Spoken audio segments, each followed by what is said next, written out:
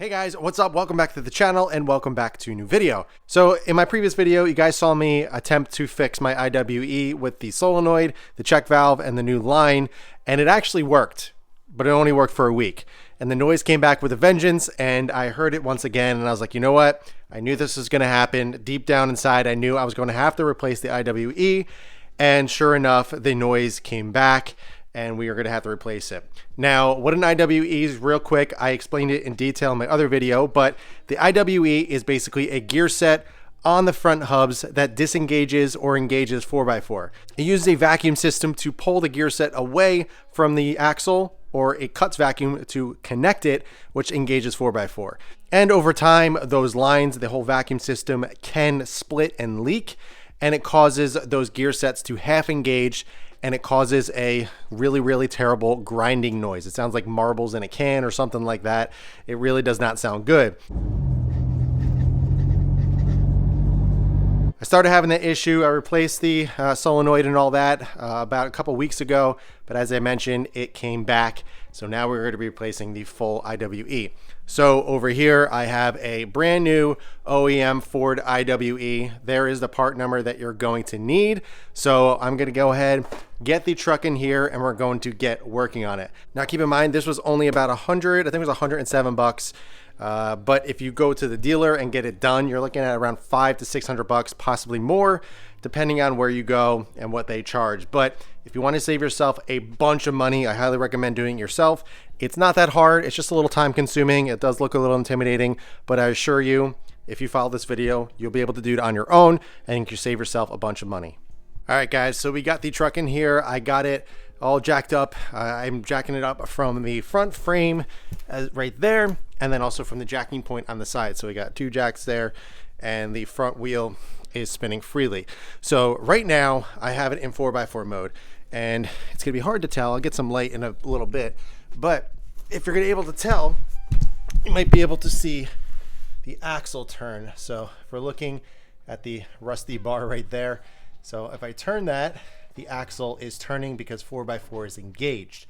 So technically when you turn it into 4x2, that should disengage and that will not spin. But I'm under the suspicion that no matter what, if I take it out of 4x2, it's still spinning.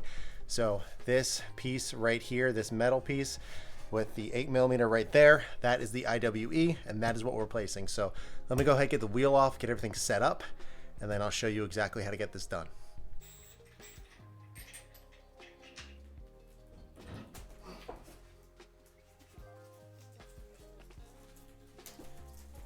All right, we got the wheel off, and this is where we're going to be working. Now, the few things that we need to remove are the tie rod over here. This is a 21mm. Up here on the A-arm, this is an 18mm. And we're also going to be removing a few brackets on the side here. The front one's an 8, and then this one and the one up here as well is a 10mm. And then once we get this cap off, this is actually the axle nut. I believe it's either a 13 or 15. And that is all we got to remove, but it's just a matter of getting everything loose and kind of prying things in the right way to get it loose and get it off. But so let's go ahead, let's start off with removing these brackets and all this stuff to get it out of the way so there's no tension on it while we are dropping the whole entire hub right here, the whole knuckle, and then we can move on to the tie rod.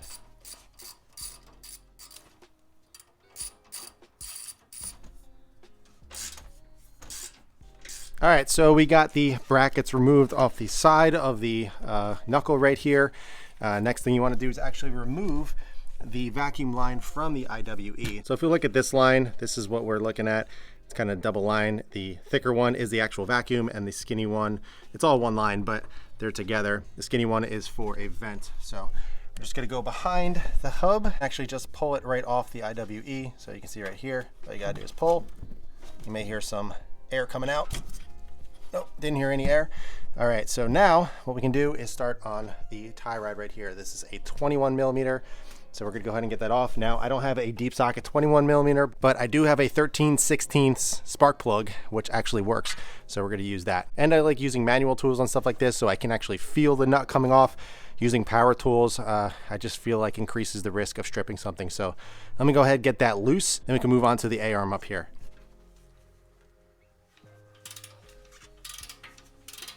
before we remove this nut entirely, I left a few threads on. I'm going to bang on this knuckle so this tie rod gets released from the knuckle right here. They can get a little stuck just because of the positioning and the angle it's at, so just snack this with a hammer and this will pop loose, and then we can take the rest of the nut off.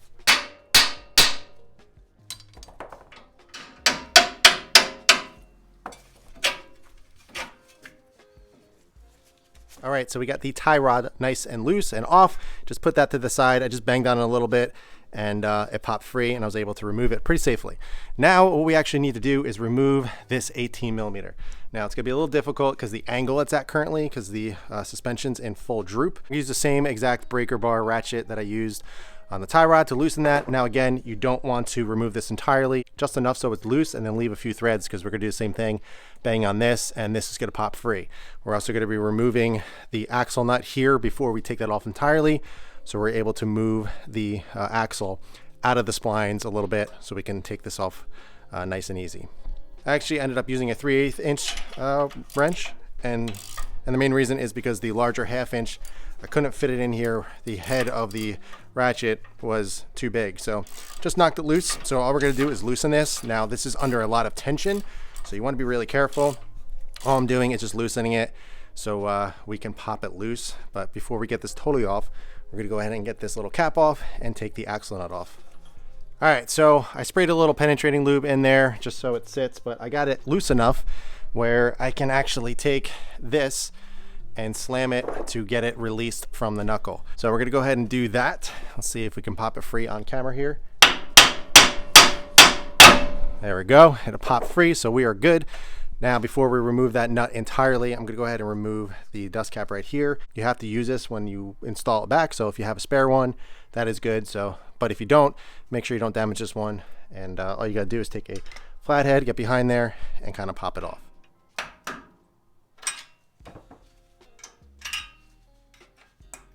All right, so I got the dust cap off fairly easily. Now this is a 13, I believe, or 15. I'll confirm once I check.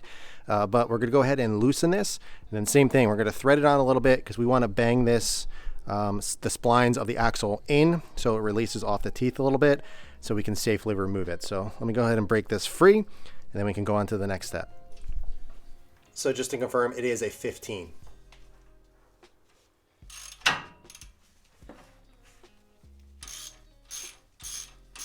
All right, so we got the 15 millimeter nut loose, as you can see. Now, as you can tell, I have the nut actually just threaded on a little bit, so it's past the actual threads of the axle. Now we're just gonna take a little hammer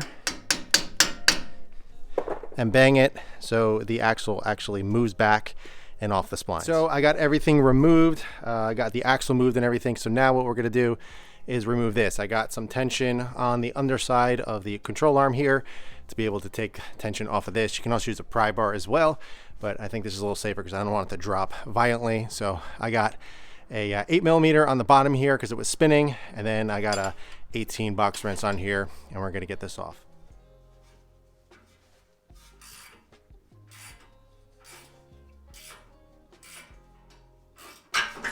So we got the A-arm loose. That came off nice. Now I'm gonna probably release some tension or try to line up the axle so it's nice and straight, and we can pull that out, and then we can gain access to the IWE.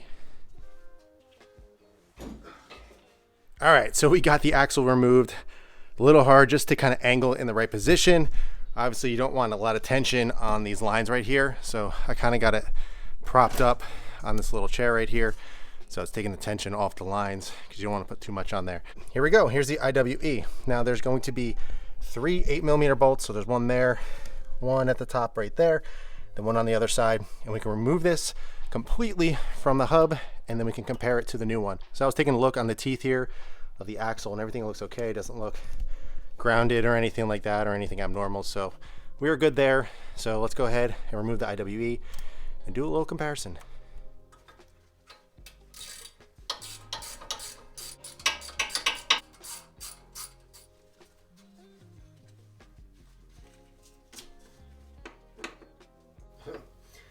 There's the problem.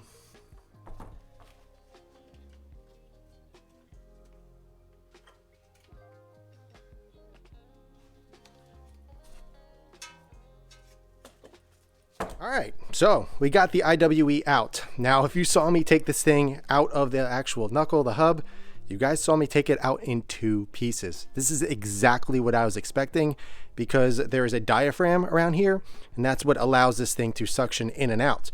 But mine is completely broken. This is supposed to be 1 piece. That is supposed to attach on the inside like that, and it's supposed to go in and out to suction properly to be able to take it out of 4x4 and work properly. So very, very happy that I decided to do this, and I decided to do it myself so I can see exactly what the problem is. I'll show you the brand new one of what it's supposed to look like and how it's supposed to function. But I did all this work in about 30 minutes, 45 minutes. And, you know, I saved myself a boatload of money. So I know it's kind of weird, but I'm really happy to see that because obviously diagnosing something yourself and fixing it yourself is super rewarding. So really happy that I see that's broken, and it's confirming my theory that this was broken in the first place. Alrighty, so we got the brand new one over here. So obviously you can tell this is 1 piece. This is 2. And the way this works, sorry, this is a little greasy. I don't want to get it all in my hands, but so if you can kind of tell, you can actually hear it. You can see it suctioning, going in and out. That is how this whole system works. This ain't gonna work because obviously it's in 2 different pieces, broken, and that is why I was having my issue. So again, I'm very, very happy that I decided to do this myself, and I got a fresh new IWE to throw on. As you can see, it comes already greased, so it's a very simple install. When you go to install, make sure the prongs for the airline is facing up in the same orientation. You can't really screw it up because obviously there's 3 bolts and they only line up one way, but just make sure that's facing up. So let me go ahead, let's put this all back together, and then we'll go for a little test drive and see if this fixes it. I'm 99.9999% sure this is gonna fix it, but you never know. Hopefully it'll fix it. All right, so a quick note, while you're putting the IWE in, when you insert into that spot, you wanna make sure the teeth are locked in to the actual hub. You can tell that by turning the hub right here, and if you see the gears kind of move, as you can kind of see like that, that's the IWE connected, then you're good to go. And all you gotta do is just push this down so it suctions to the surface, bolt it back up, and you're good to go. But make sure those teeth are lined up. If they're not, you're going to destroy this IWE in 2 seconds. So make sure those teeth are lined up.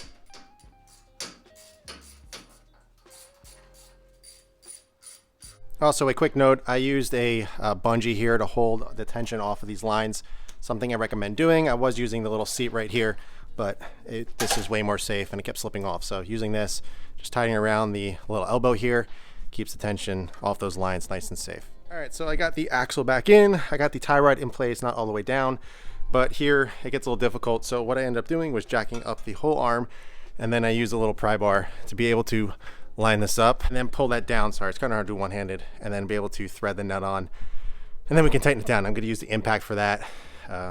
Yeah. So let me go ahead and get this all wrapped up. I'll show you what the completed look is, which is obviously just stock. But let me get this done off camera so we can go and test this thing.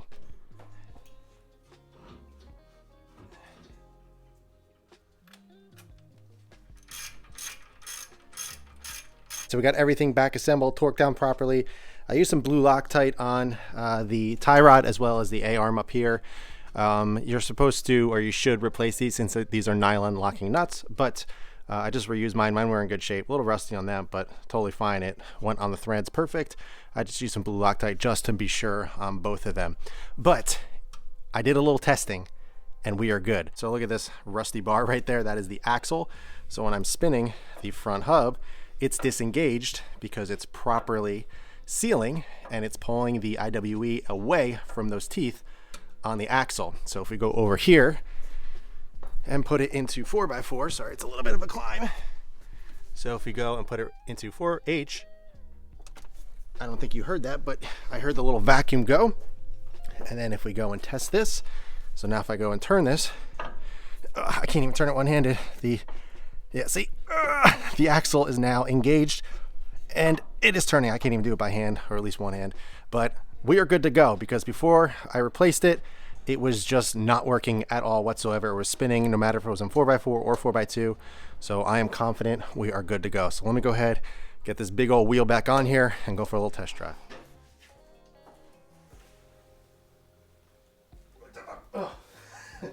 I don't know how I'm gonna do this.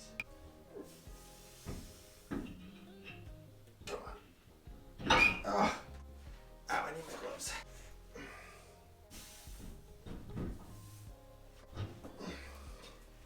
Oh my God, this is the heaviest wheel I've ever lifted.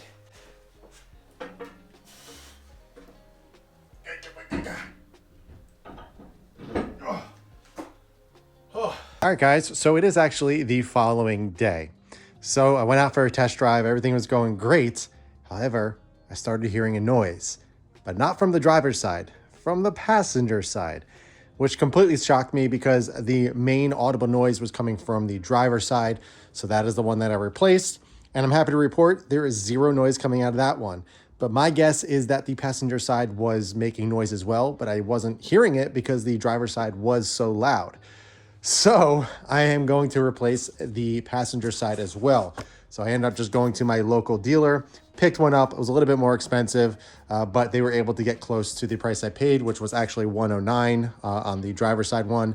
So I went there this morning, picked it up, and we're gonna knock it out. Now, I'm not gonna do a full walkthrough on how to do this one because it's exactly the same as the driver's side. I may just do a time lapse or something like that, or at least just show you that it has been done just to document that. When I was doing my test drive, I was like, oh great, this side is quiet. What's that noise? What's going on? I just started laughing because of course the other one was done, which makes sense. The truck has 78,000 miles on it. So, I mean, I guess it makes sense that they're both going out at the same time. So we might as well replace them and get it done now since it's fresh in my memory. I did this side. Now I could probably knock this out in like 45 minutes to an hour. So I'm gonna go ahead and do that and get it finished. But I'm gonna get this one done real quick or as fast as I can. And then I'm gonna go out for a test drive to make sure it is 100% gone. And then I can wrap the video up. So let me get set up and get this done, and I'll catch back with you guys in a little bit. All right, guys, on the passenger side, just figured I would document it, passenger side. And I took out the IWE, and sure enough, this one is broken as well. So I got a brand new IWE, gonna throw it in. I actually did this in like 20 minutes. I'm getting really good at this.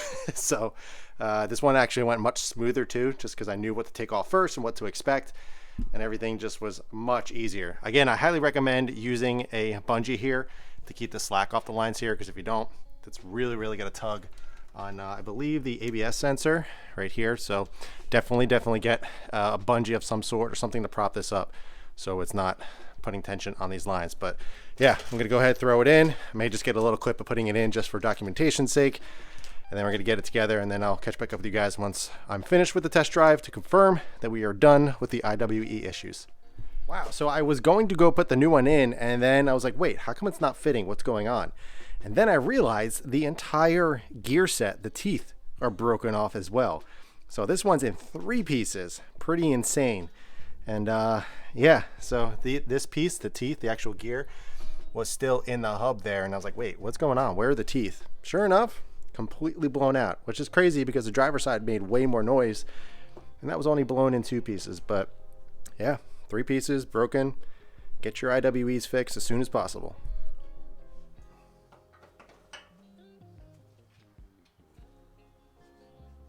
All right, guys, so I'm out for a little test drive. I was doing some highway speeds. As you can tell, the 4H, meaning 4x4 4 high, is not on, so we are in full 2H, 2-wheel drive, rear wheel drive, and I'm having 0 noise. Obviously gonna be hard to tell on camera, but no noise. I can go back and forth. No abnormal noises, especially when I was going over bumps, I would really hear it, but nothing. So very happy. Let's get out of the truck and wrap this video up, but I figured I would just show you guys that there is no noise happening, and I am super happy. I've been dealing with this for, I don't know, the past month or so. So to say that this is finally complete and I have brand new IWEs on either side, it's a good feeling. Obviously, I just wanted to hop out of the truck, go for a little test drive, and everything, as I mentioned, is perfect. We got a brand new IWE on the driver's side as well as the passenger side, and I'm really happy that I replaced both now, because I would hate to have to do it down the line, but it was fresh in my memory since I just did the driver's side yesterday or last night. So I went early in the morning and picked up the passenger side one. Again, it was a little bit more expensive, but I got everything for under 250 bucks. So keep that in mind. You can do this yourself. It took me about an hour to do the passenger side, and it took me about an hour 45, 2 hours to do on the driver's side, mainly because I was filming and also it was my first time, so I had to kind of walk my way through it. But the passenger side, I literally did that, I think it was in 45 minutes, like 50 minutes, which is crazy. I did not expect myself to do it that quickly, but just knowing and familiarizing yourself of how to do something makes it so much easier. And now I can probably do it in like a half an hour. It's crazy. Now, as I mentioned, this only took me, what, 3 hours in total, and between 2 nights, and it cost me around $250. If you were to go to the dealer and to get both of these replaced, you're looking at probably close to $1,000 just to do one side. You're looking at around $600 or so, $500-600, you know, plus another hour or two depending on what they charge.